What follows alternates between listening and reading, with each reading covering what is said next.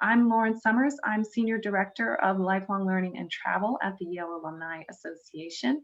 Welcome to this Yale Alumni Academy session. This is part of our month-long, in the month of July, Festival of Ideas and Enrichment. And we will have one more session this week and then two more next week. So please stay tuned and visit our website and sign up for as many of these as you can attend. And now I am delighted to introduce Professor Jane Tylas. She is Andrew Downey Orrick Professor of Italian and Professor of Comparative Literature, and she holds a teaching appointment in the Divinity School as well. Previously, she taught at NYU, where she was founding faculty director of the Center for Humanities, and at the University of Wisconsin-Madison. Her recent books include Siena, City of Secrets, the co-edited Cultures of Early Modern Translations, and the Poetics of Masculinity in Early Modern Spain and Italy.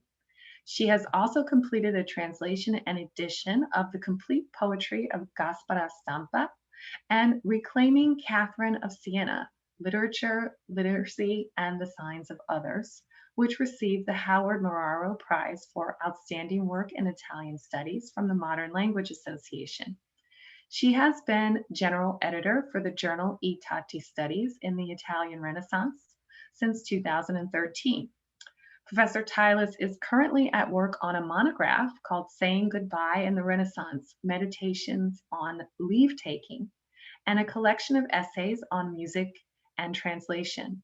She has recently completed a translation of Dacia Marini's 2013 novel In Praise of Disobedience, Clare of Assisi. She has held visiting positions at the Scuola Normale Superiore di Pisa, and in spring 2015, she was the Robert Lehman Visiting Professor at Harvard's Villa I Tatti in Florence.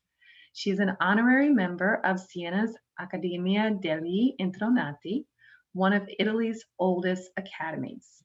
And with that, I will turn it over to Professor Tylas and just ask that if you have questions, we're definitely going to take questions at the end of our session today, and would just appreciate it if you post your questions in the Q&A box so that we can keep track of all of them. Feel free to post your questions as we go along. All right, Professor Tylas, welcome, and thank you for being here. Well, thank you, Lauren, and everyone else, Rhoda and Anthony, and everyone else affiliated with the Yale Alumni Academy. It's really a pleasure to be here. I wish I was in Siena with all of you right now. That would make for a much juicier presentation. I'm not. I'm in our little cabin in Barnard, Vermont. I noticed at least several of you are from Woodstock, Vermont, which was great to see as the chats were literally flying by. So I will try to bring Siena to you as best I can, although, like I said, we'll just have to make plans to meet there maybe sometime next year, although it also sounds like there are several fortunate folks among you who have either been to Siena already in this past few months or are essentially en route. So, so lucky you, and I hope to be there about a year from now. So let me share my screen. As you may know, we're looking at a little city that I classified in the title of today's talk as a remote Italian town. Some of you may disagree, and I actually hope by the end of this talk, a lot of you will disagree. But for the purposes of just thinking about where Italy kind of is today and where it used to be some 800 years ago, when this building called the Palazzo Pubblico, or Siena's town hall, was en route to being built, you know, you might think that, well, it was a little less remote back then than it is now. But like I said, that's something we can debate as we go along. So I will be sharing a bunch of slides. There's a lot here, and I don't want to be overwhelming with them, but some of them I'm going to run through pretty quickly. But I do hope that at the end of this, after hopefully something like 50 or so minutes, you'll have questions and we can go back and delve in a little more deeply than I'm able to during this rapid presentation. So one question I often get asked, and let me just figure out why I'm not, yeah, here we go, to the next slide. Why Siena? Why have I spent, I'm not going to say 40 years there because I haven't spent 40 years there, but I've spent many years and many months over the past 40 years, either in Siena or very nearby, in its neighboring enemy called Florence or Firenze. Why Siena and not Florence? And I'll just say, having been born about 28 miles west of New York City, with a grandparent and a great-grandparent from Brooklyn, I grew up as a Mets fan. And the Yankees were the enemy. And so I guess I would just say that I've always learned to root for the little guy, the underdog. And Siena has been very much the underdog, at least for the last 5 centuries or so. More on that in a second. But I do want to say, and obviously for many of you, this map is pretty superfluous because you already know a great deal about Siena's history and its kind of presence on a map. But I just wanted to point out that Siena and Florence have been long-standing enemies for something like the last 800 or 900 years. You know, this may go back longer, largely because we're not just talking about 2 towns. We're talking about 2 republics, which had extensive holdings in the countryside way beyond their cities. In fact, on this particular map, we don't even see Florence. It's much further north, and this map is going to be showing us. Siena itself, we can make out. It's right here.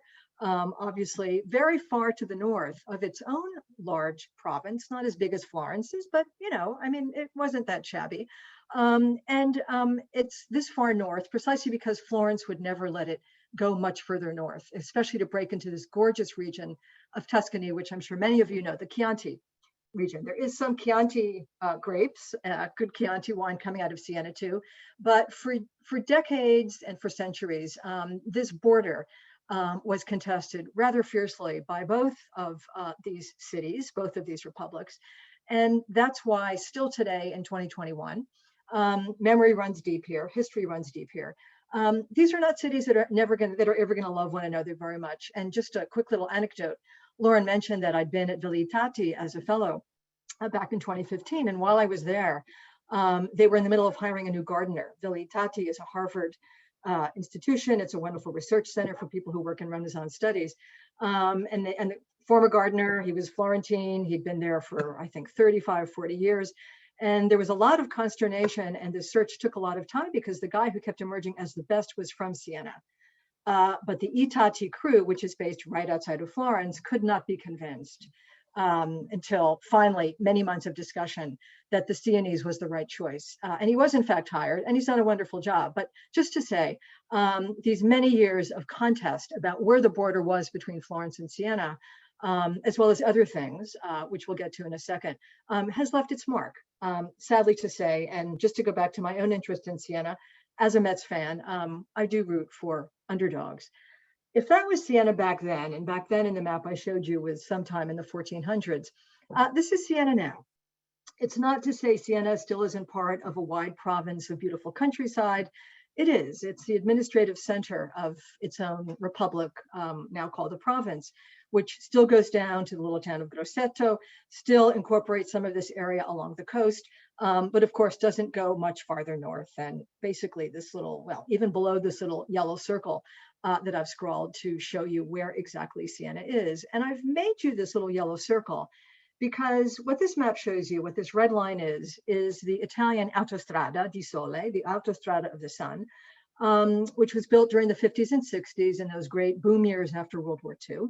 And the Autostrada, as you'll see, you know, it connects places, you know, it goes down to Genova, it comes down through Modena and Bologna, goes to Florence, and then guess what? Totally bypasses Siena to go down to Orvieto, to Terni, and then all the way, of course, to Rome, and then much further south. Same thing with the train lines, and the train lines are older than the 1960s. The train lines go back to the late 1800s. It's very hard to get to Siena by train from almost any city in Italy. You almost always have to change trains. There's no express. There's very few trains that you call diretti. So to this extent, one could say that Siena is in many ways made remote, has been made remote, as it were, in our modern era, at least since the 19th century, if not before. And I'm going to be saying that probably it was much before the invention of the railroad that Siena became much more remote. But this would be surprising news to people who lived way back when. And the way back when I'm referring to here, through a beautiful part of a beautiful mosaic floor that we see on the floor of the cathedral, the Sienese Duomo. Siena really pretty much believed itself to be not just the center of Tuscany, not just the center of Italy, but perhaps the center of the world. In this case, it's just an Italian center, but I think it's an important kind of centering. On this part of the cathedral floor, we have an image of Siena, and all cities have their animals who are kind of their figures, a kind of token or symbol for the city itself. In this case, it's the she-wolf who nursed the two twin sons of Remus. Once again, we're talking about underdogs. Remus was the twin brother of Romulus. We all know Romulus went on to found Rome. But he founded Rome in part by slaying his brother Remus for supposedly trespassing on his property. So the myth is that Remus's twin sons, Asciano and Senus, escaped. This wonderful she-wolf found them, nursed them back to health, and carried them all the way up to Siena. And guess what? They are supposedly Siena's founders. Around this rather large image of the she-wolf and the twins, we have the other major cities in Italy at the time. Pisa is the rabbit just below here. We have the leopard of Lucca. We have the elephant over here of Rome. Of course, here we have the symbol of Florence. But Siena is very much in the center. And just to highlight how central Siena thought of itself as being, this mappamondo in the so-called Sala del Mappamondo, or the room of the map of the world, again, in that civic hall called the Palazzo Pubblico. The map that used to be in this room, giving it its title, no longer exists. What we see here on top of this, probably late 13th century painting, 14th century painting, are the kind of track marks that were left by this map, which was a circular map. It was a big disc. It rotated around and around and around. And after many hundreds of years of being moved around, there was a big stick that you could use to prod it, to make it circle. It basically, in the 18th century, got really floppy, really old, and fell to the ground and was discarded. But we have descriptions of this map from the 18th century and before, which suggests very strongly that just like that image we just saw on the Duomo floor, Siena's Mappamondo and the Sala del Mappamondo was a map that put Siena at the center. In this case, not just of Italy, but of the whole known world. And to this extent, I'm always reminded of the 1976 New Yorker cover by Saul Steinberg, basically seeing the world from 9th Avenue in New York City. The Mappamondo probably looks something like this, right? You know, you're looking at the buildings of Siena. Here you're looking at the buildings at maybe, you know, kind of on 42nd Street, looking down at the Hudson, this little strip called New Jersey, and then everything else just gets littler and littler and littler, but New York looms large. And I think on our Mappamondo, which would have been probably made back in the 14th century, Siena too loomed large. And here is a more sobering reminder than a cover of the New Yorker as to what that looming large enabled Siena to do. And then when there was a kind of catastrophic moment, it was called the Black Death in 1348, much more serious than our own recent pandemic, our own current pandemic, in that half of Siena died during this plague. But I think in many ways, our experiences are probably somewhat similar in terms of issues like lockdown and the kind of rapid contagion that happened, certainly on the East Coast in the United States back in March 2020. What we're looking at here, as I'm sure some of you know, is the top of that cathedral. I just showed you the floor, and now we're looking at the tower, the campanile. We're looking at the dome, or the Duomo, for which the cathedral is popularly called. We're looking here at the nave of the church. And here we see this interesting structure. I mean, it could just belong to another random building. But in fact, it's not random at all in terms of what it was intended to do. This wooden structure here, which is right across from the Campanile and the Duomo, was meant to be a new door to a new church that the Sienese started to build in the 1330s, so a good 15 years or so before the plague hit. And it was going to become the largest church in Christendom. This Gothic Duomo was itself built and completed in the early 1200s, but a little more than a century later, the Sienese thought, hey, we deserve something bigger. We're going to build the biggest church in the world, and this facciatone, as it's called, the big facade or the big door, was going to be the new entry space, as opposed to the door which is right now and remains over here on this side, which is to say to the west, as opposed to the south. And as you may know, most cathedrals have entrances on the west side, so that you're literally walking through the in the direction of the east, in the direction of Jerusalem. So this would have very much offset a very standard practice in church architecture by putting the door to the south. But the Sienese were different. They were at the center of the world, and they wanted to announce new innovative ways of doing things. Well, as we all know, the Black Death hit. Siena lost, as I said, half of its population. And in the process, believe it or not, a Florentine engineer came over after the Black Death and decided, and the Sienese agreed with him, that the foundation of this hill simply would not have supported a structure that large. So the Sienese abandoned their church, and many other things began to be abandoned, sadly, in the centuries that followed. All of this said, to jump ahead to, this is 2015, there are still at least 2 days a year when the Sienese still very much feel themselves to be at the center of the world. And this is their famous horse race, known as the Palio, when 10 of the 17 neighborhoods into which Siena has been basically broken since the 1730s. I will very quickly show you the list. I won't go through all the names. They're all mainly names of animals: aquila, eagle, brujo, caterpillar, chiocciola, snail, and we could go through them. But these 17 neighborhoods, or so-called contrade, some of them have the status of Florence versus Siena. They don't like each other very much. So a horse race is a good place to take it out on each other. But in this famous race, which lasts exactly 3 minutes and which is held in the Campo, or the main piazza in Siena, which we'll see in a little bit, is this race of 10 of the 17 contrades horses twice a year, when about 60,000 people pile into the Campo to watch this fabulous and exciting race. I liked this race in particular in 2015 because the horse that won, the guy right in the front wearing orange and white and green, was from the contrada in which I typically stay, the contrada of the selva, or the forest, the woods. We were thrilled to be there for the selva's victory. I wanted to give you this photo, which is a professional photographer's photo of that year's Palio, as opposed to my photo of that year's Palio, which obviously didn't go so well. I hope this doesn't bode ill for the remaining photos that I'm going to be showing you in this PowerPoint. But I was there, and Selva did win, and we had a wonderful party afterwards with all of the Selva neighbors in our little contrada. Now, I've been talking a little bit here and there about the founding of Siena, important dates. This just gives you very quickly a list of a few other important dates. I mentioned the founding supposedly by Remus's sons. Christianity is thought to have been brought to Siena around the 4th century. Again, a kind of mythical story here. The point that's important to just get out of this is that even though Remus's sons supposedly founded Siena, Siena is not in any way, shape, or form a Roman town. There's no Roman grid. It's certainly not like Florence. And there are actually very, very few traces of any Roman foundation whatsoever. The myth of Remus's sons really belongs to the Middle Ages.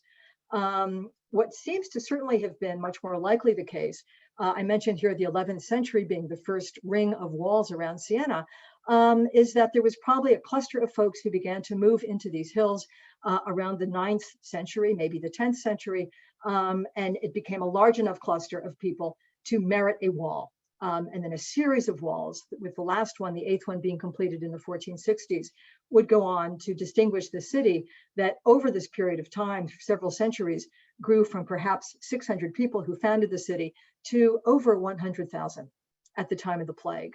But as I said, 1348, that plague would wipe out half of that population. And today, Siena has not gotten anywhere close in terms of returning to that high number of over 100,000. Siena's whole population within the walls is roughly about 60,000. So that's about how many people fit into that campo for that palio twice a year. I skipped over this little era here, 1287 to 1355, and I just point to it because most of the paintings that I'm going to be showing you in the next half hour or so are going to be coming from this era. This is Siena's golden age. This is when Siena was and considered itself to be at the center of the world.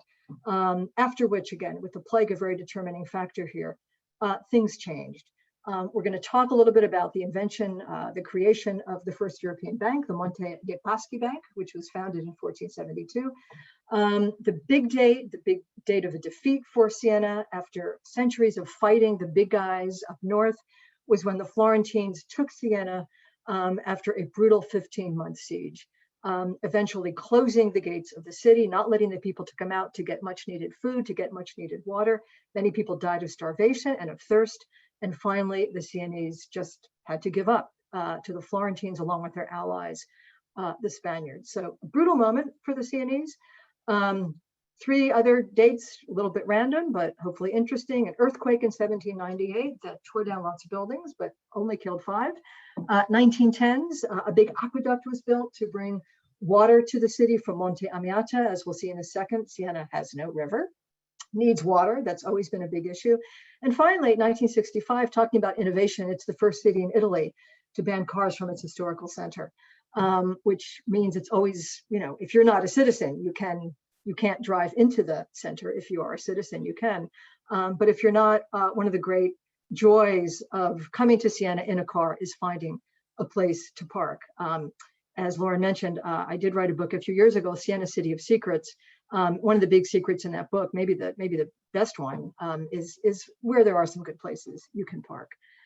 So these are dates from, as it were, an historian's objective standpoint. If you're a member of, a Sienese family, a proud member of Siena, proud citizens of Siena, these are going to be the dates you're going to remember. 1260, defeated Florence at Monteperti. 1479, defeated the Florence at Poggibonsi. 1551, right before the takeover, a very hostile takeover by Florence, Siena managed in a very important battle to kind of push the Florentines and the Spaniards back. And finally, 3 centuries after that hostile takeover by Florence, when Italy became a new nation in 1860, Siena was liberated from the Florentines to regain, as it were, its status as the head of a provincia, if not a republic. So as a Sienese, these would be your dates.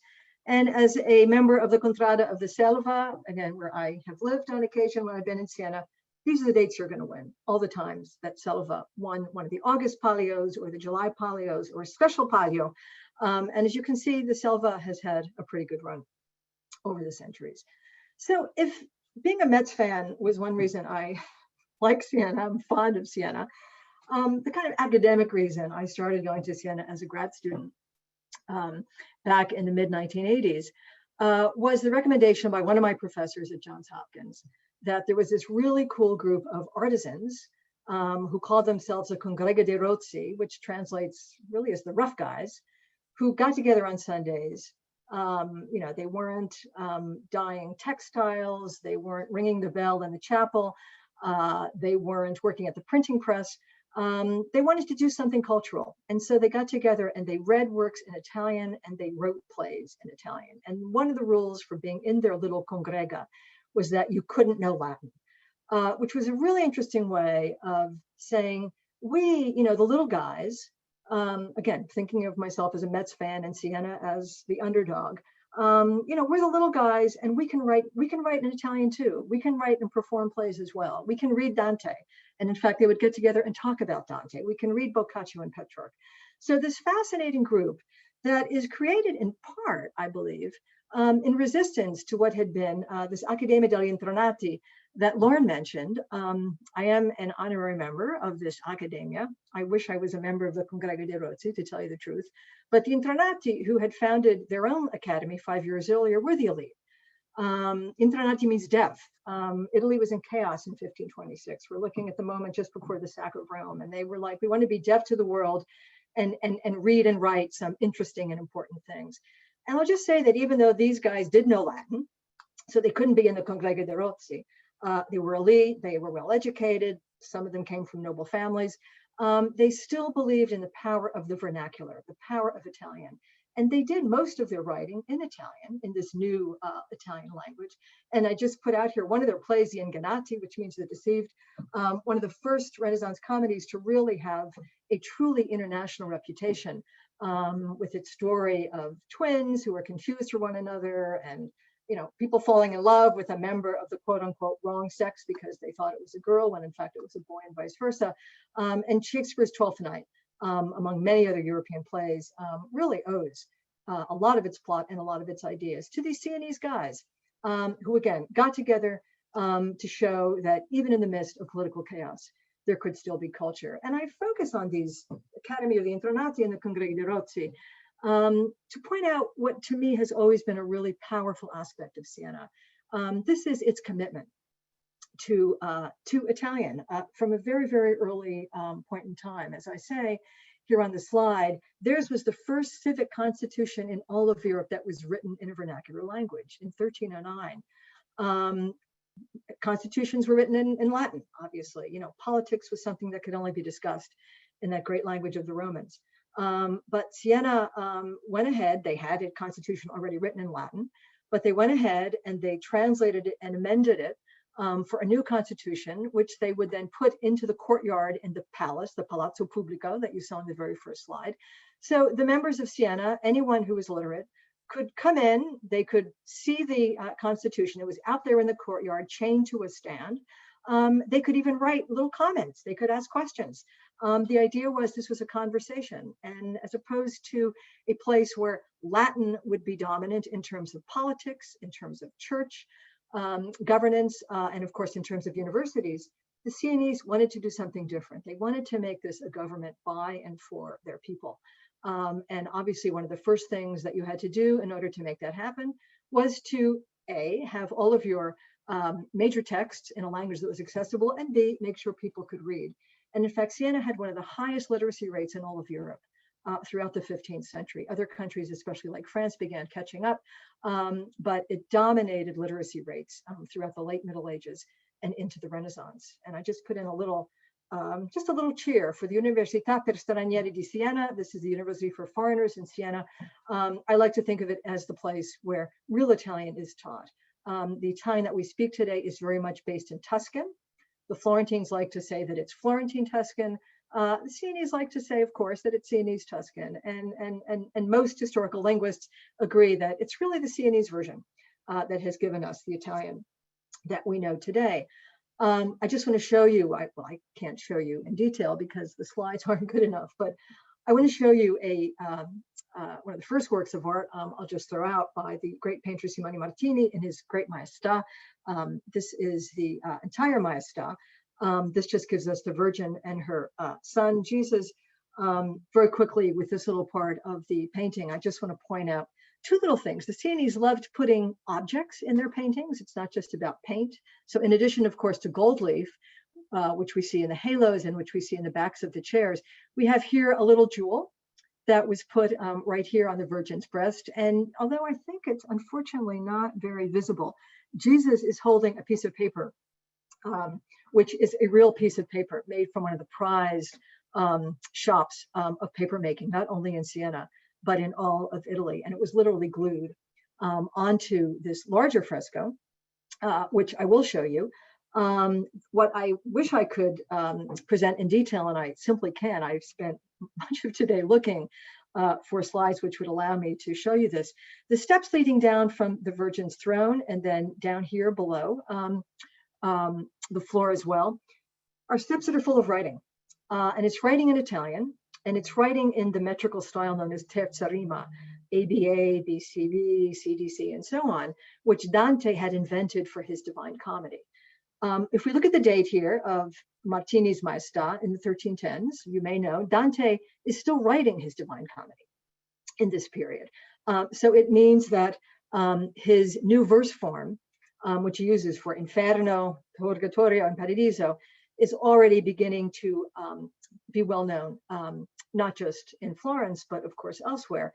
And I shouldn't say not just in Florence, because the reason that the Sienese would have liked Dante at all, would have paid attention to the Divine Comedy at all, was that Dante was exiled from Florence in the year 1302. You could say he hated Florence more than the Sienese did. So not surprisingly, here they are adapting his verse form in order to be saying something very loud to Siena's leaders. And I'm paraphrasing quite brutally a phrase among the 12 lines of poetry which Simone Martini gives us. But in this painting, which was put in Siena's civic hall, the Palazzo Pubblico, which would have been seen by Siena's leaders on a daily basis, these would have been a number of men, anywhere from 9 to 30 to 200, who were regularly voted for 2-month periods into office. One of the main messages that comes through here, the Virgin is speaking, is chastise the proud, defend the poor. Again, this emphasis on we're ruling for all the people. We are the people.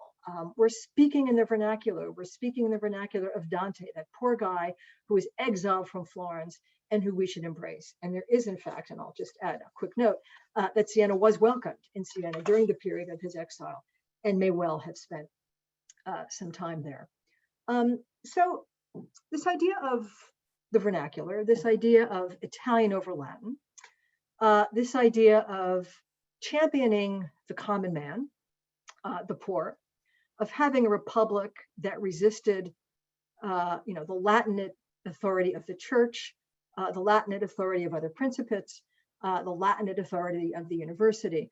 All of this, I want to say, is tied to this idea of innovation, which I present in my title. And I just want to very quickly give you what I'm calling literally 3 ground rules as to what enables Siena to have been such an innovative city that was for well at the center of the world. So 3 quick things. One comes from its ample number of minerals in that big Sienese province, which I showed you in one of the first slides. Again, it's not just a city, it's a whole portion of Italy that included both some wonderful countryside and also some former volcanic mountains, which generated, among other things, alum, which was used especially for dyeing. It generated minium, which is this red mineral that we see here. Of course, in this case, it's been completely crushed, which was used for writing the red rubrics in manuscript. Hence the name miniatures comes from this red, which was known as minium. And third, and certainly not least important, silver. So the Sienese silver coin, which was minted throughout the province, was absolutely crucial in establishing Siena's role, as we'll see in a bit, as a major banking center in Italy. So minerals and giving us good things that would enable Siena to become prosperous. Secondly, as we see from the wonderful picture that Lauren and her colleagues used to publicize today's talk, Siena is a city that is on a hill. It's actually a city that's on 3 hills. This slide shows us 2 of those hills, the hill on which we see the Duomo, and the hill on which we see what is probably one of the earliest, if probably the first, encampment of Sienese in this area, where we now have some fairly undistinguished looking buildings, but that's where supposedly the earliest part of Siena from the Middle Ages, around the 9th or 10th century, was first formed. There's a 3rd hill that we can't see in this slide. My point is a very simple one, which is that since it's on a hill, it offers the kind of security, especially once you put in walls, and there's a great shot here of one of these 14th century medieval walls. It offers a sense of security to people who, as they're wandering around in the swamps and the very low countryside that surrounds Siena on all sides, can offer a place of safety and security. And this is something that we'll be getting back to in a second, as we think about all of the transit and transportation that's happening around and through Siena. Third, as a city on a hill, it has very little water. There's no Arno as in Florence, there's no Tevere or Tiber as in Rome, there's no Thames as in London. So the efforts to bring water into the city were quite difficult. If you were rich, as was the case with this palace here, you got to build your own well. Otherwise, you had to depend on a number of different kinds of tunnels that ran underneath the city and would eventually culminate in various fountains. The point is simply that because there was no water, or because water was so difficult, Siena was restricted from taking part in what was probably the most lucrative kind of work at this point, 14th, 15th centuries in Italy, which was textile making. You needed lots and lots of water for that to be profitable in things like the wool industry. So it did restrict them in what they could do and in how they could make money and be prosperous. This is where a wonderful phrase by the great Sienese historian Ernesto Sestan really comes to the fore when he said back in the 1960s, Siena is a child, or literally a figlia, a daughter of the streets. Siena had to consistently look outward and welcome people in. And in this great fresco, which is the first major secular fresco, the first major secular painting of Europe, again, another first for Siena. The wonderful painter Ambrogio Lorenzetti, again, we're back in that Palazzo Pubblico, the town hall of Siena, paints for us here the magnificent painting called The Effects of Good Government, the effects of buon governo. And we can see here only half of this painting is the city itself. The rest is this countryside. And we see a back and forth of farmers coming in, of merchants coming in, of knights going out so they can hunt. Once we get in, and here's of course this, the wall, which in this case is the southernmost wall, where we have what's called the Porta Romana, or the gate that looks towards Rome, because south of Siena, as we saw on that map of the province, that's where most of Siena, the province, is located. Not north, that's hated Florence. South is where we want to focus. In the city itself, we have lots of activity. We have what looks like a kind of wedding dance. We have a school situation going on, kids learning. We have a blacksmith. Here is a donkey coming to be shoed. Over here, we have some kind of perhaps a congrega dei rozzi, long before they were actually formed. And above the wall, and perhaps one of the most central figures to this painting, is a figure who calls herself security. She provides security. The wall provides security, and the city provides security for anyone who enters through this gate, whether it's the Porta Romana or any of the other 40-some gates that back in the 1300s Siena had. When again, recall, it was a thriving city of 100,000 people. So with that street in mind and the passage of people, I want to just jump ahead to the building that for me is the center of Siena. If Siena is the center of the world, this building is the center of Siena. It's extremely nondescript. We're not looking at the Duomo. We're not looking at the Palazzo Pubblico, the town hall, which I've been talking about a little bit. We're looking at, and this is looking at this building from the front, which is right on the other side of the Duomo or the church, literally in that same piazza on that high hill. Looking at it from the back, it becomes much more imposing and much more interesting. It's the hospital or the Spedale of Santa Maria della Scala, St. Mary of the Stairs or St. Mary of the Ladder. We don't know quite why the hospital has that name. The Scala could just be the stairs that go up to the Duomo. So it's St. Mary next to the stairs. It could also be a reference to the ladder that would be used as a stretcher. If you think about a ladder as horizontal, early modern medieval stretchers were all basically ladders on which a sheet was placed to carry in an infirm member of the community. If you look at the Spedale from the back, you realize that when I tell you this next little fact, that it was the largest hospital in Europe until 1924 at 2,500 cubic feet, won't be a surprise. It's 7 stories. If it began as this building in the front, it went on to accommodate not just many other buildings, but entire streets, including, in this orchard behind it, once helped to feed what could be as many as 1,000 people a day, although this orchard clearly could not provide enough food for 1,000 people. And it was literally the heartbeat of Siena, largely again, because Siena was very much a child of the street.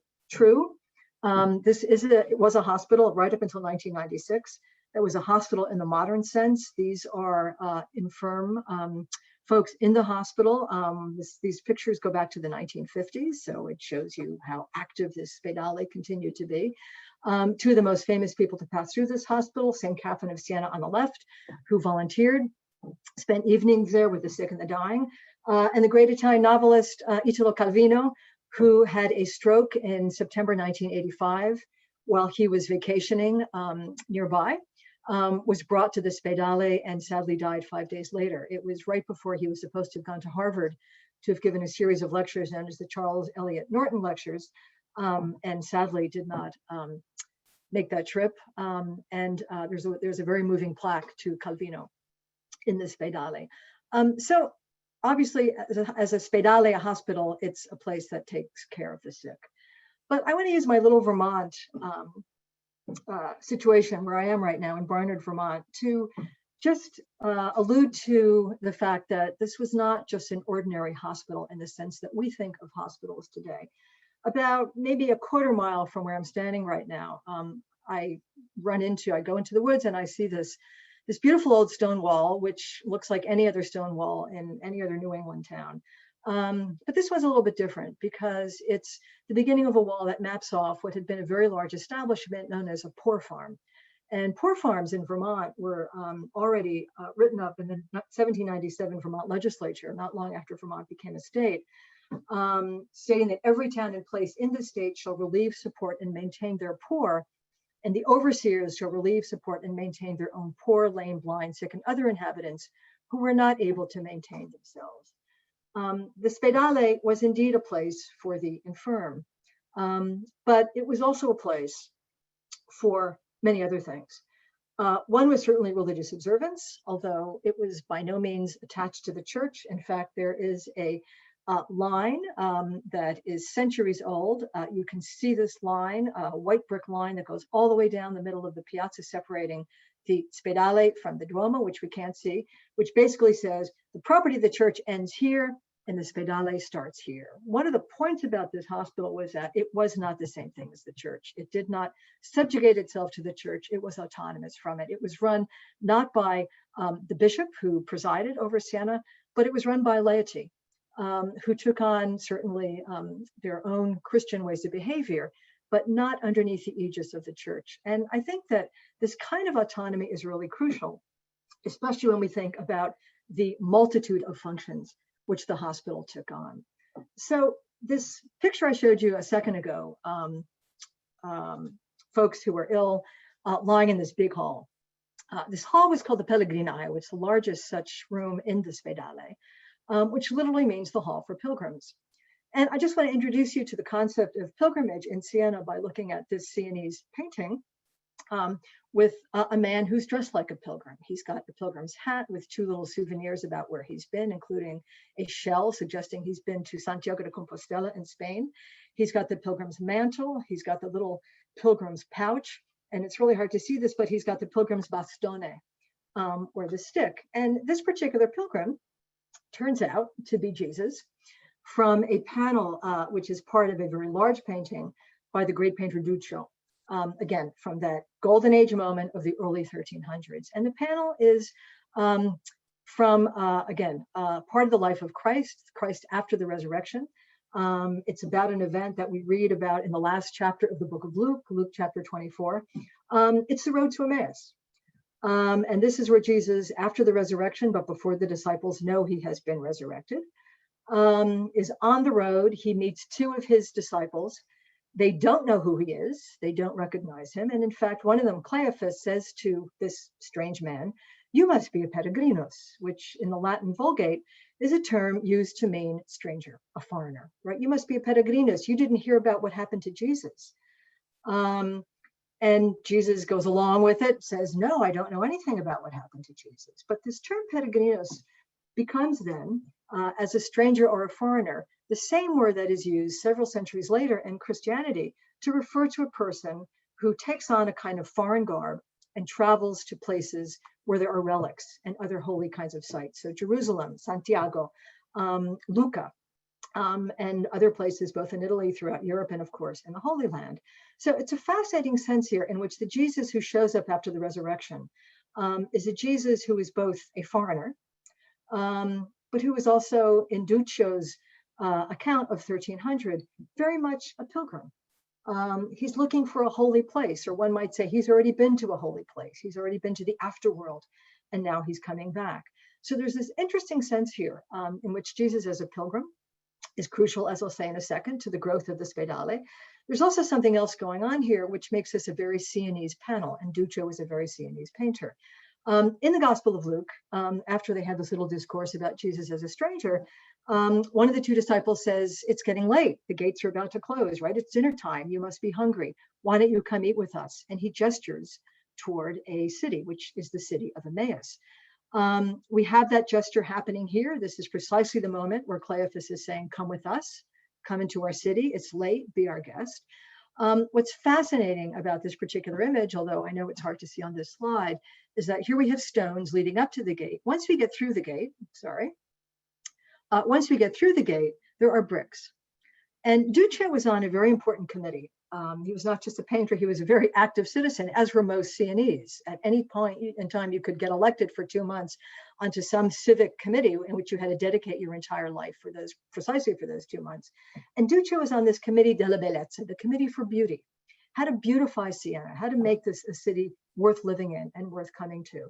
And so while he was on this committee in the late 1290s, Duccio helped to usher in a brand new revolution in Sienese urban life, putting in bricks. Here in Vermont, we have something called mud season. April, everything gets muddy. Siena, had mud season throughout much of the year when it wasn't, substantially dry enough, in the winter, in the fall, and in the spring. Maybe summer had no mud season. But bricks was this huge revolution because it enabled much easier thoroughfare. And what we're looking at, therefore, is a newly bricked in gate. Come to our city, Emmaus, Siena, you peregrinus, you pilgrim, and we will host you and give you hospitality. And it's not incidental to realize that the word for hospital, spedale, is literally rooted in hospitality. The hospital is a place that gives hospitality. And the point I've been getting at for the last 5 minutes is that this is a hospital that has its origins not so much in caring for the sick, but in caring for the stranger who is a pilgrim. The map I'm giving you here is a map not of the Autostrada of the 1960s, but the Autostrada of a millennium earlier. An Autostrada of the 900s, the 1000s, the 1100s, the 1200s. It's called the Via Francigena. And the Via Francigena literally means the French road, the road that goes to France. And it was the road that was used to take you from Calais in France, down through southern France, up into northwestern Italy. Here we see the Tuscan part of this trail taking you through Lucca, which had a number of holy relics, takes you through Siena, will then take you into Latium, and then ultimately into Rome. Guess who is the Metz team on this particular map, the underdog? It's Florence, which is nowhere near the Via Francigena. But the place that is, the city that is right here, and it's called Siena. And it was because of this route that takes us to the city on a hill, the city that can be secured, the city that cares for the stranger, that we have the amazing growth of this amazing institution, which has this great hall, which I referred to a second ago, the Pellegrinaio, that in 1443, under its rector Domenico Buzzichelli, was painted with, on one hand, on one side of the hall, the history of the hospital, its long and frustrating break from the church, which sought to override it. And on the other side, and that's the side I'll be showing us in a second, all of the daily activities that took place in that spedale, one of which was to welcome pilgrims into the bread line. And here we see a pilgrim with two of his souvenirs, the shell from St. James and Veronica's veil. He's also been to Rome. The pilgrims were far from the only people coming into the hospital, although they certainly were quite numerous. The poor were clothed in the hospital by its workers. The poor were also fed in the hospital. Every Wednesday night, there would be a big banquet for all the poor of the city who would come in and eat. The sick were cared for. That is to say, it was also a hospital in the sense that we think of hospitals. And I want to just linger for a second on this slide. It was also an orphanage, one of the largest orphanages in Italy when it began opening its doors to abandoned children in the late 1100s. Roughly 300 to 400 orphans a year were brought into the hospital. They were left literally in a wheel outside the front door. And a little bell would ring, and we see these nursemaids, which obviously is a crucial kind of individual to have with us. They were called balie, or nurses. Here we have a balia who is nursing one child, while another one, would love to get nursed too. But it's not just about letting in the babies and then letting them out. It's actually about raising orphans to become young men and young women. Here we have a boy being taught how to write, and here we have a girl being taught how to read. And having this image of a girl learning how to read in the 1440s, she's not an aristocrat, she's not learning Latin, she's learning Italian, is really, again, quite amazing. And we have to continually think about Siena's innovativeness in terms of its dedication to its vernacular. After they were schooled, homeschooled, quite literally, in the Great Spedale, young women would be given dowries so they could marry. They would be placed as servants in homes, and young boys would be offered as apprentices to one of the many shops in the city. And of course, just looking at these many paintings during Siena's golden age and beyond, because now we're well past the Black Death, we can really imagine just how much work there would have been for these boys in what was still a very thriving and a very active kind of city. Now, in one of these paintings, I'll just go back to show you where we saw this gentleman. We don't just have the poor, We don't just have the many men and women who worked in the hospital. Here is one of them here. We also have interesting allusions to our well-dressed, elite, perhaps aristocratic observers. Buzzicelli had these paintings painted back in the 1440s because he was worried that the hospital might be running out of funding. And it was clear that more was needed. And so what we have here is an appeal to Siena's wealthier clientele, or at least folks who are well enough off to be able to give something of their hard-won earnings to this very charitable institution. This brings me to another aspect of Siena as a child or a daughter of the road. And that is really how Siena made its money and how it became so prosperous and how it became so central. Yes, it was charitable. Yes, it offered space to the poor and to the pilgrims and to the sick and to the many orphans from Siena and its huge province. But also as a child of the streets, it had to figure out, since it had no river, how to really get by. And it got by through its banking. Now, the word bank comes from the word for bench. Bancarota literally means broken bench. And Siena's two main streets, they still carry this names, are the Banche di Sopra, the benches that are the higher road, and the Banche di Sotto, or the benches that are on the lower road. And the Banche di Sopra and the Banche di Sotto actually represent the way that the Via Francigena, just to go back to that slide, literally passed through the city.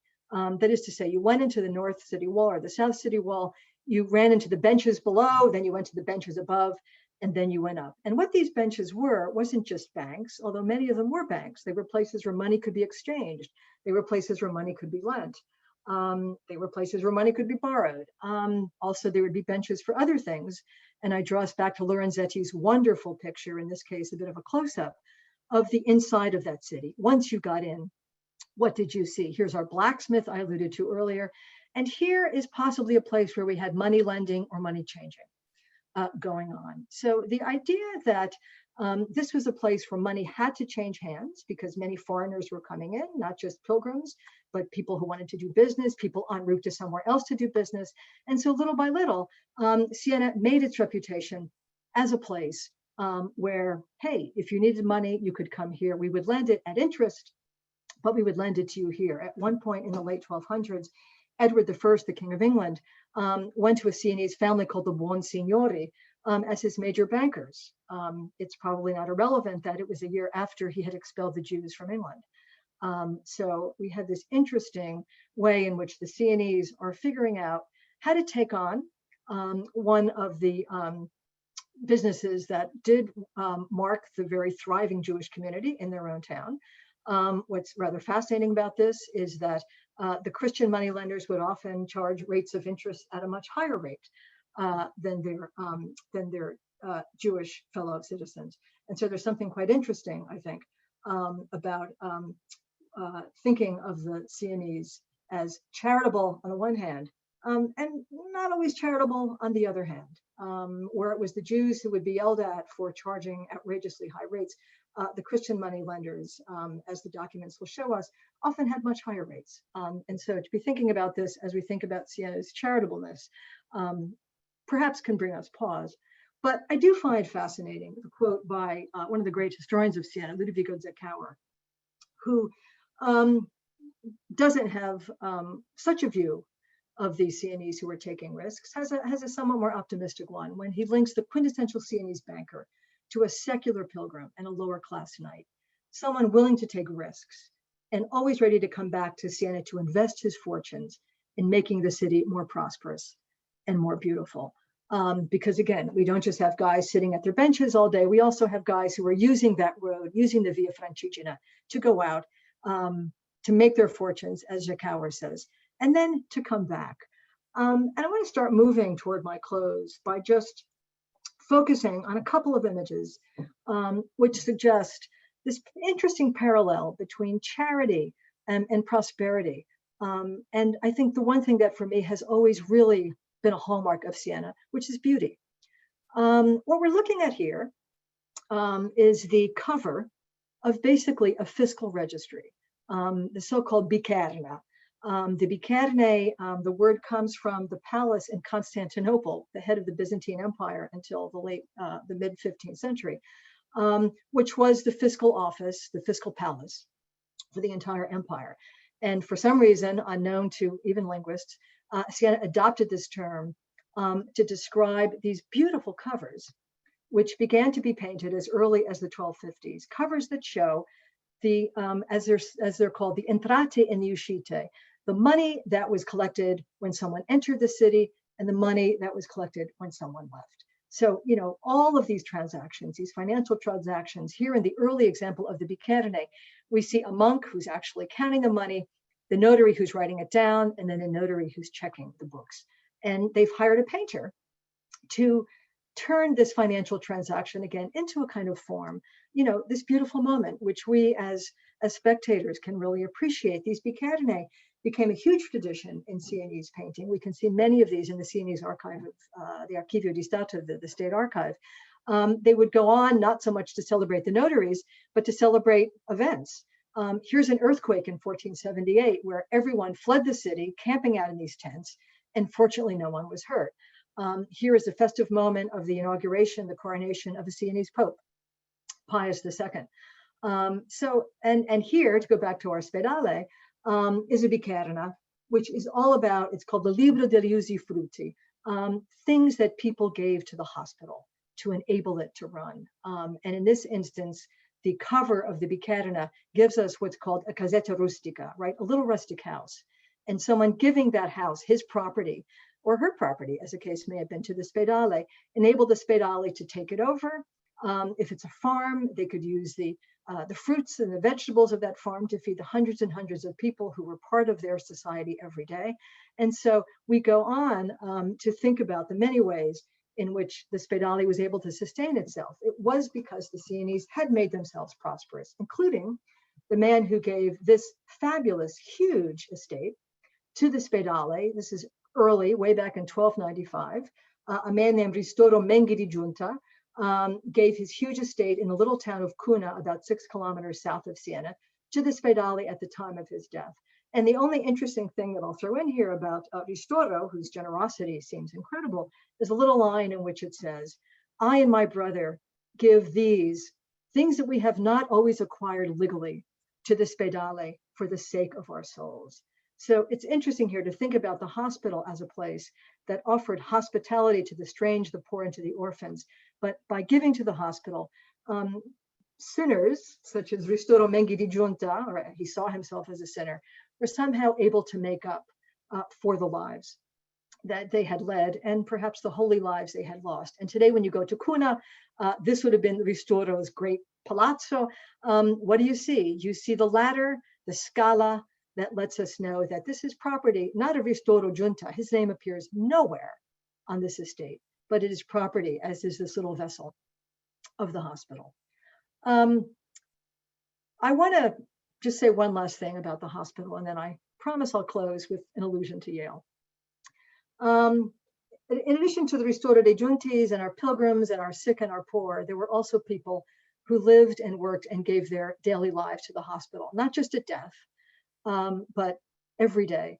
And I just want to refer to one of my favorite painters and sculptors of Siena. He's little known. Maybe I like him because of his nickname, Vecchietta. Vecchietta means little old woman, which is what I am these days. His real name was Pietro di Lorenzo. And he basically lived within the hospital. He gave up all his goods to the hospital during his lifetime. And he said to the administrators, "Anything you want me to do, I will do." He would pray with the dying. He would do what he could with the orphans, but mainly he painted the walls of the hospital. He painted the entire sacristy. He was crucial in the hospital's chapel. And I showed you the Pellegrinaio a while back with all of the activities that go on. He was also one of the key painters in that great cycle. I think this is his self-portrait. He left it in a tiny little corner, which is very hard to see in that great sacristy that he painted. One of his last works was this sculpture of a resurrected Christ. And it's one that he would like to have put over his tomb, except for the fact that he said, "I just want to be buried in some unmarked wall of the Spedale." So we have these people who ran the hospital, giving all of their lives and their talents to this charitable institution, which I hope all of you will visit. Let me end, and I promise this really is the end. Going back to a slide I showed much earlier, this is the unfinished Duomo. One can look at it as a sign of Sienese ambition, but the fact that 800 years later, this wall is still there, this unfinished church is still there, is a sign of what the wonderful historian Gabriele Piccini has said, is that Siena is a city that monumentalizes and learns from its failures.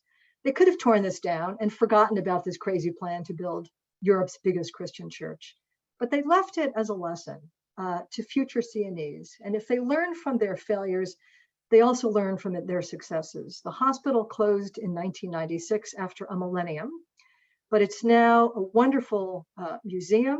It's a museum of a hospital. They also have exhibits, such as this exhibit of the work of the great photographer, Steve McCurry. It has a bar, it has a restaurant, it has reception space.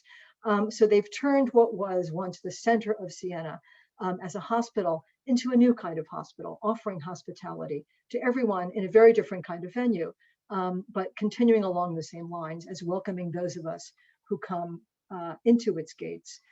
2 years ago, we had 60 wonderful Yale students coming into Siena's gates. I'm just giving you a shot of them after they saw the Bicerne in the Archivio di Stato. They're really happy. They love the Bicerne. They also love this view. We were looking down at the Campo.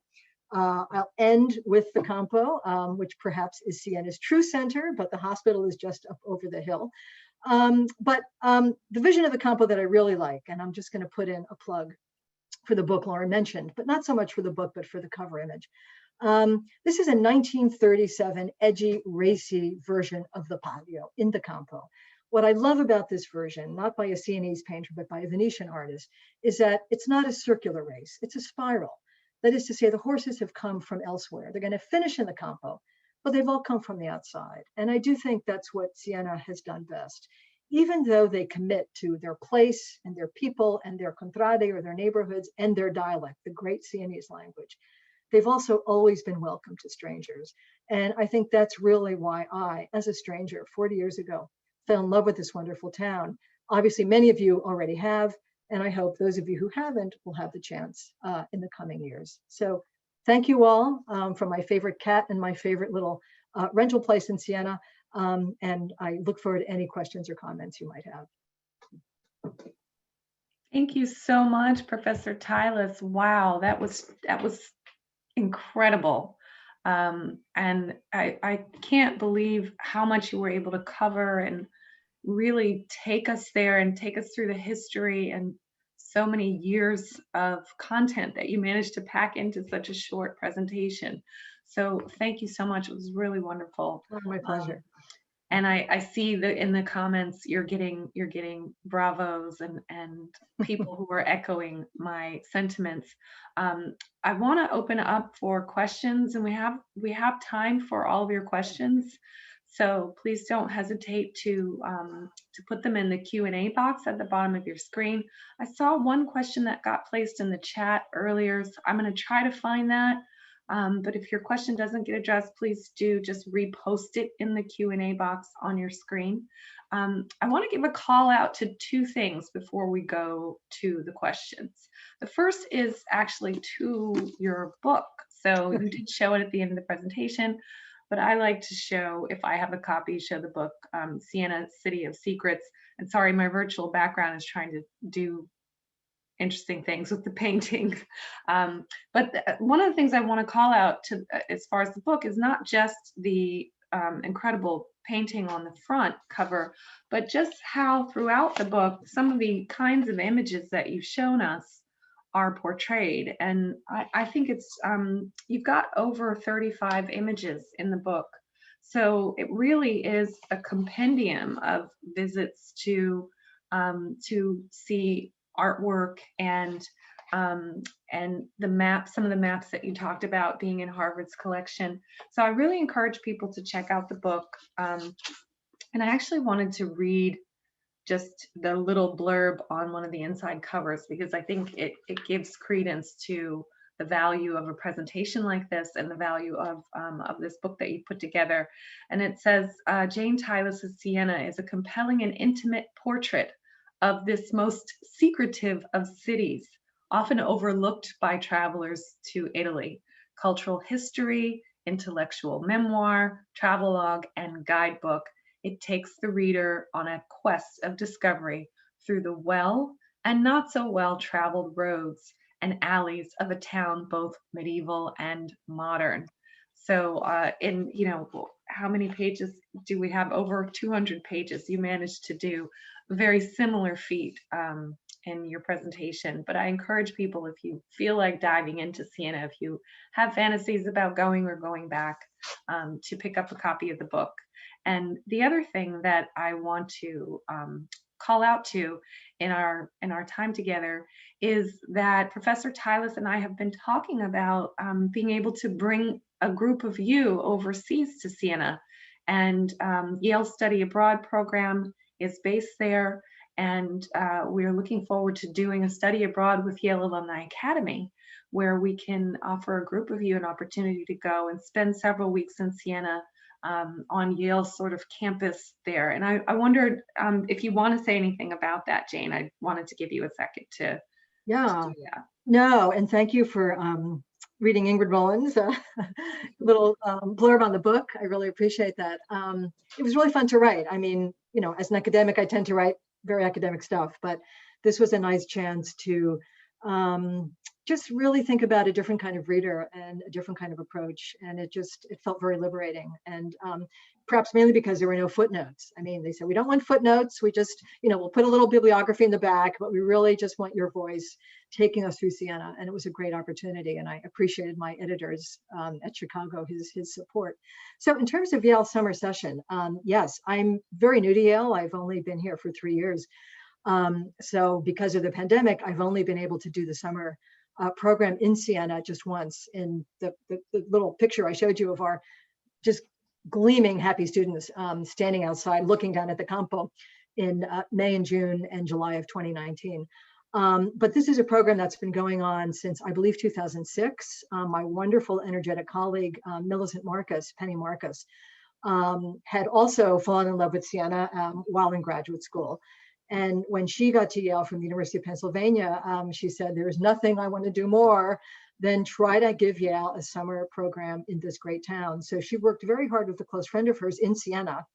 Her friend was in charge of getting, basically home situations for all of the students. All the students live with Sienese families, which is just a terrific thing, as opposed to living in a dorm or living in apartments. They're living in houses where the moms and the dads and the sisters and the brothers are with them all the time. They're making the meals, they're speaking Italian. And for 2 months, they really become a part of this wonderful city.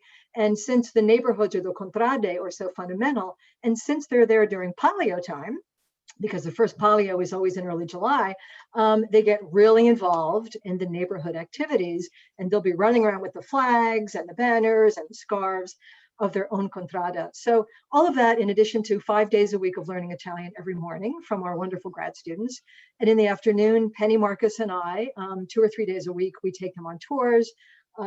We go to museums, we do some reading of Sienese texts, and we try to give them a more cultural sense of the city that will really take advantage of their linguistic skills as well. So personally, I would love to have our Yale alums there too. I think we would could have some wonderful projects for both our students and alums. I know students would love to meet all of you. I would too. And I really hope this is something that we can be considering seriously for perhaps as soon as 2023. So thank you.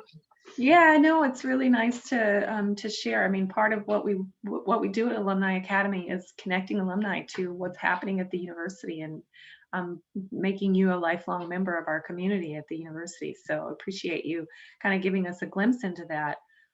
We have a lot of questions, all great questions. A couple of people wanted to know about literacy and what actually was the literacy rate in the 15th century in Siena, and what would it be for women as compared to men during that time?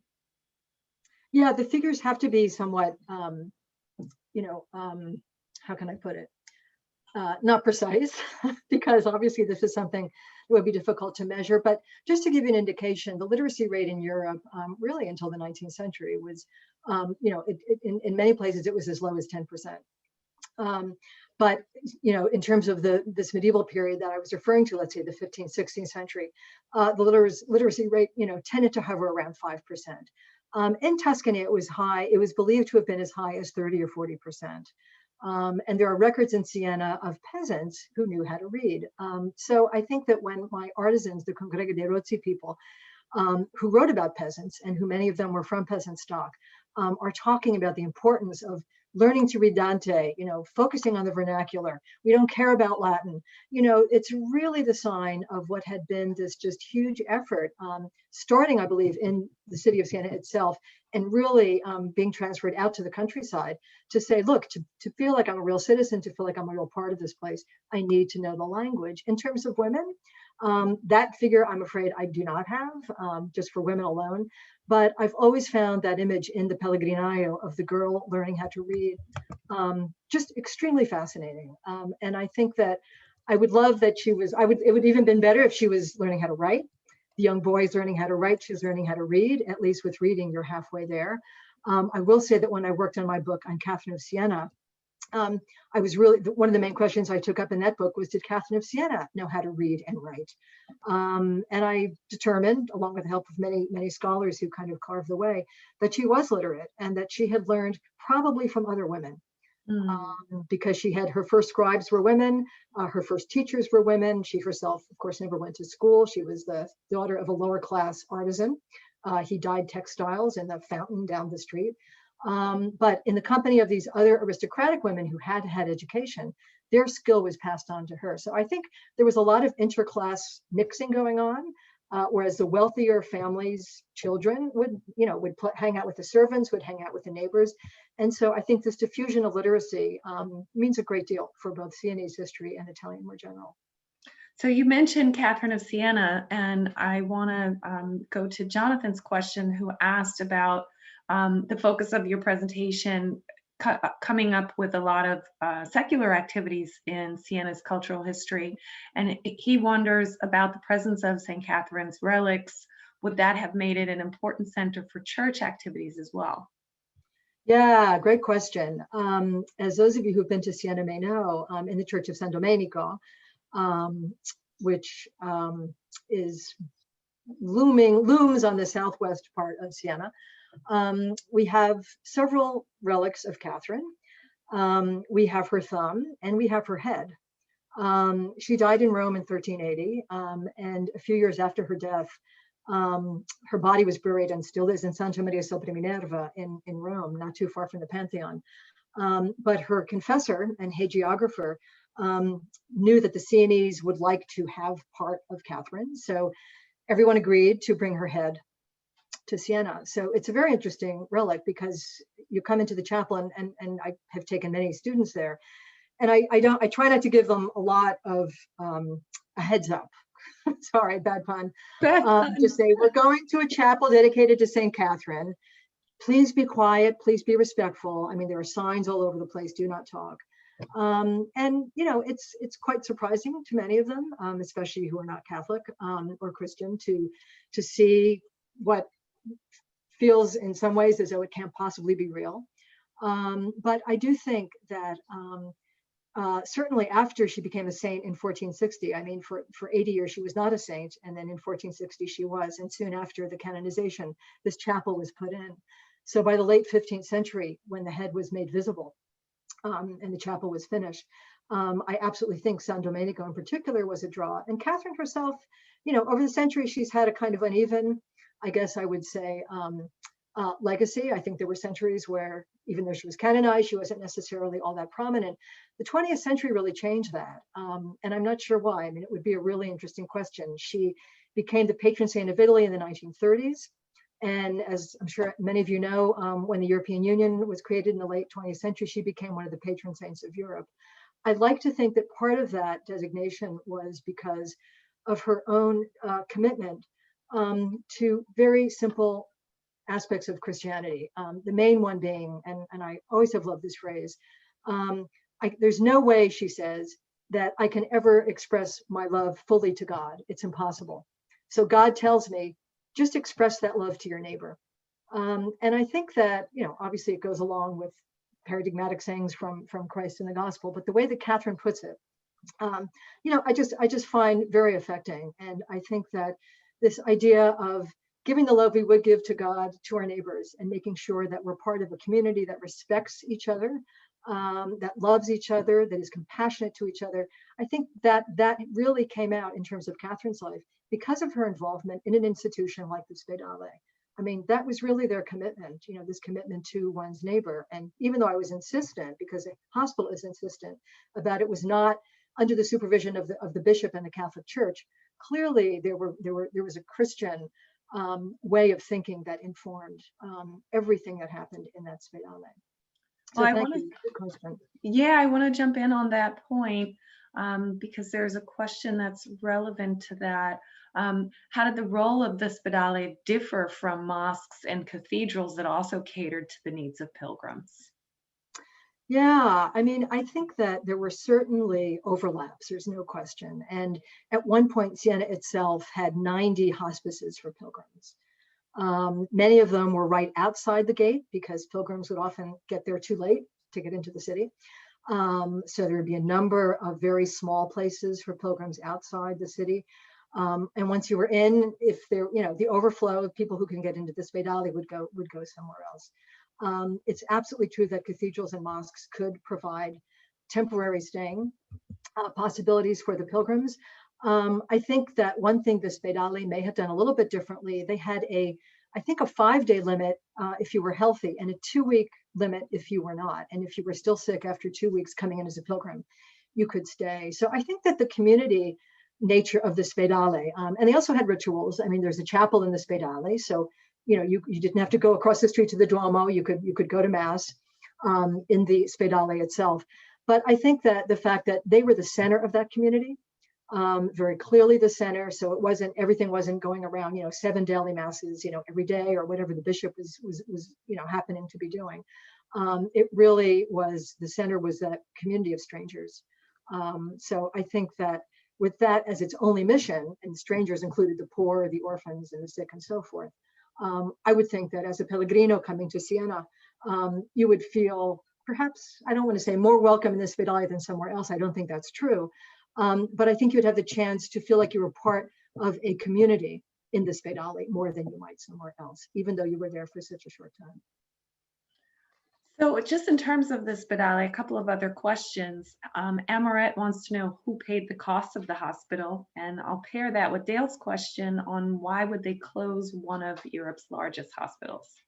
Yeah, well, let me answer the second question first. It was, parts of the building were 800 years old, and bringing new technologies into that older building, and a building that obviously was not designed in one fell swoop, but that literally was, it was grabbing this orchard here and converting it into the place where they were going to do laundry, or it was grabbing, what had been a printing press and turning it into, I don't know, a place for people to eat. They just realized that with the modernization of medicine, they couldn't keep up. They couldn't turn such an old building into a very modern facility. So the new hospital in Siena, which began operations in the 1980s, it's outside the walls, it's past the train station, doesn't have the same feel. Clearly it's a modern hospital. It was certainly needed, but they struggled to keep it open. I mean, as late as 1996, as I said, there were still some things going on there. I think the maternity ward closed in the 80s. I think the last thing to close in the 90s. And I remember going there as a researcher in the early 90s, and the ambulances would still pull up. So they still had an emergency room and they still had an eye clinic. Those are the last two things to close. And I guess they finally just then shifted everything literally outside the walls to a much more modern, I don't know that it's bigger, but it's much more technologically apt facility. In terms of who paid for everything, I go back to the guy who gave the Spedale his huge estate in the little town of Cunha, the so-called Grancia. I realize I didn't translate that. It literally means grange. Over the course of the centuries, there were 17 such granges, 17 such enormous farms that were established throughout the province of Siena for the hospital. These were all donations. These were all gifts. And I go back to what Ristoro said in his will and testament of 1295, which is to the effect that I am a sinner. Let me try to make up for my sins by doing something good finally in my life and giving everything to the Spedale. Mm. And I think that capturing, again, both the charity one gives to others, but the charity one needs to try to give to oneself by giving charitably, was really one of the hospital's real strengths. I mean, obviously a lot of propaganda was involved. And I go back to those pictures that I showed you in the Pellegrinaio, you know, the wealthy men sitting around or standing around watching something. I mean, in a way, these were images for the people who were in that hall, who needed to see them. You know, you saw the infirm lying in that hall in the 1950s when it was still open, obviously, as a ward. But the images also were for, you know, just well-to-do Sienese or regular Sienese. They didn't have to be well-to-do, you know, seeing, wow, this is an incredible institution. We need to keep going. Let me give something. So there was no, you know, I'm sure there was a budget, and I'm sure that there were ways to try to accommodate that budget through the city. But just as the hospital maintained its independence from the church, it also maintained its independence from the city. In fact, Siena had a brief period of a tyrant in the early 1500s who wanted to take over the Spedale and turn it into something else. And the director refused and ended up resigning because he just would not let the city take it over. And after this tyrant was basically taken out of office, the hospital went back to being on its own terms. So yes, a hugely expensive institution, but one that really relied on donations. And this is going to sound like a rather sick thing to say, but it experienced some of its greatest prosperity, believe it or not, during the Black Death. Mm. It had so many, you know, so many people made promises of donations upon their deaths. All of a sudden, half of them were dead. And so the hospital, it was like a windfall. And they grew just astronomically in the century after the Black Death. Again, I mean, paradoxically so. It may have been the one thing that flourished during the plague. Interesting. Well, on that point, talking about how the city flourished during the Black Death plague, we have a question from Siobhan about the current times and wondering if COVID just completely derailed any advances that Siena may have achieved, and Karen wanting to know regarding the bank, Banca Monte dei Paschi has paid for many things in Siena and can no longer do so. How is the city coping? Yeah, no, that's the part I left out. Don't ever try to put something past a Yale. We will. Yeah, I know. I've already figured that out with my students. No, you know, and so two different issues really. One is COVID. One is the bank, the crisis of the bank as of 2012. The 2012 crisis was interesting. It was spurred by one of the very few attempts in the bank's 500-year history to kind of outsource, and in this case, to work with a Spanish bank on some loans. And the whole thing fell through. The loans had been wildly overestimated in terms of their worth. And the bank itself did not crash. The bank is still in existence, although it had to lay off over half its staff.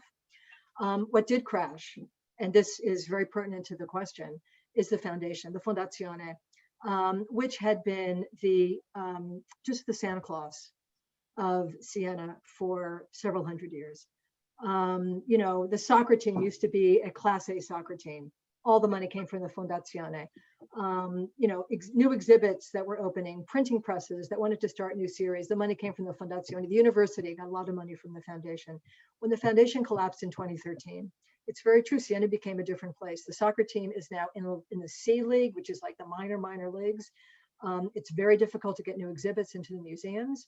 One of the things that they've been hoping to do for the Spedale in its afterlife was to have all of the paintings in the very old building, the Pinacoteca, which is the main art museum, get transferred into the Spedale.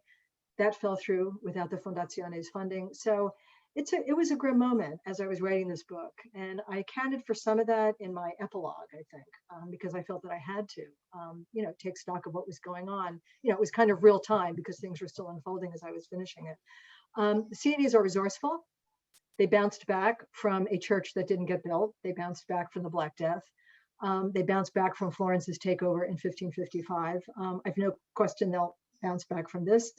It's going to be different. I mean, one Sienese put it to me in a very interesting way. He said, we've relied for so many years on the big daddy, the bank. We now have to rely on ourselves a little bit more. Mm-hmm. So he saw it as a way of growing up. obviously it's really sad and quite shocking, but I'm sure that will happen. COVID hasn't helped. The polio should have been a week ago. No polio this year. There'll be no August polio, as far as I know. Little by little, the museums in Italy are reopening. I was in Italy through March 11th of last year. I was on sabbatical at Villa Itati in Florence. One of my last trips was to Siena. And I was in the archive and I was in the library, and I was the only person in the rare book and manuscript room in the library, because, we're talking about March 7th, March 8th. Italy was about to become a zona rossa. Things were about to go into lockdown, and it had a very, definitely had a very odd feel to it. It's been a tough year. There's no question about it. Like I said, these are resourceful people. They weren't born yesterday. And I hope and certainly believe that there'll be a lot of comebacks, but it's going to take a while. Well, hopefully we can be part of that, making a trip there in the coming years. And I thank you again for your gracious answers to all these questions. There are many questions that we didn't get to, so I apologize if we didn't get to your question. But I will share all the questions with Professor Tylas in case she can answer any of them individually. And please feel free, if you have any burning questions, to email us at Yale Alumni Academy. And I will give the last word to you, Jane, to close out the session today. Well, I just want to thank all of you for the great questions. I wish I could see all of you, like I said, at least see your faces on Zoom. Even better would be to see all of you in Siena, but it's just, I'm just so appreciative, Lauren, of your dedication to keeping the alumni community going. And like I said, anything I can help answer, I'd love to see the chat and to respond to anyone who didn't get a chance to ask a question. And it would be even better to see everyone in New Haven or Siena or anywhere else in the years ahead. So please be in touch. My email is, I'm happy to answer emails to jane.tylas@yale.edu. And I really hope to be meeting some of you in person very soon. All right, well, wonderful. Thank you so much. And thank all of you for attending, and we will see you at the next session. Have a great day, everyone. Ciao, ciao. Ciao.